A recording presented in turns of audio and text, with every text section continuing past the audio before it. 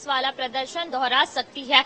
एक सीट का नुकसान जो है अभी बीजेपी को कहीं न कहीं उठाना पड़ सकता है। कुछ एग्जिट पोल में ये बात सामने आई है, तो कुछ एग्जिट पोल में कांग्रेस को 3 सीटों पर भी बढ़त मिलती हुई दिखाई दे रही है, जिन पे लगातार हम रिपोर्ट भी कर रहे थे। न्यूज स्टेट लगातार रिपोर्ट कर रहा था कि कांग्रेस जो है कुछ सीटों पर टक्कर देती हुई नजर आ रही है, और एग्जिट पोल में भी जो है कुछ एग्जिट पोल में इस तरफ भी इशारा है।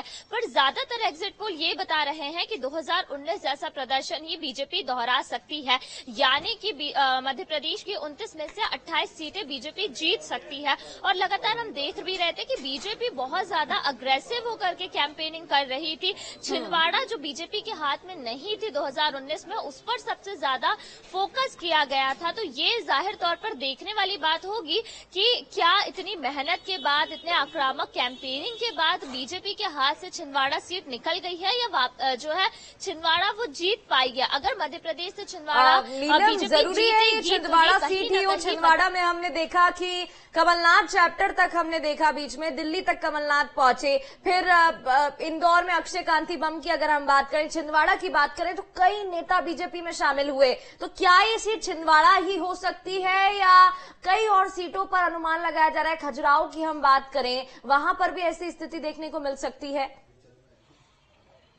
माफ कीजिए, खजुराहो की नहीं, झाबुआ की मैं बात कर रही हूँ। नीलम, एक सीट जिसकी तरफ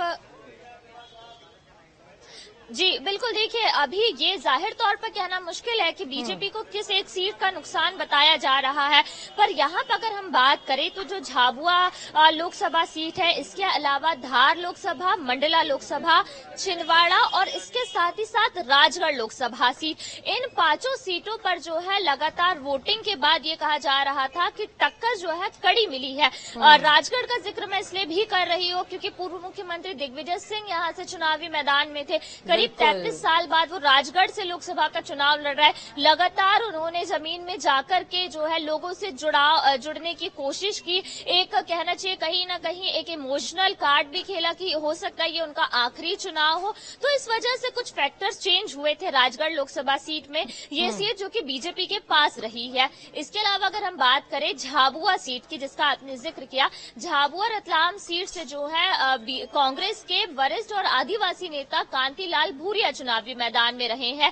कांतिलाल भूरिया और उनके बेटे कांग्रेस के ही नेता विक्रांत भूरिया ने जो है जैसे ही नाम सामने आया कैंडिडेट का, काम लगातार जो है कैंपेनिंग की, कई तरह के हमने देखे थे कि बयान भी सामने आया। ये जो पूरा बेल्ट है वो आदिवासी बाहुल्य बेल्ट है।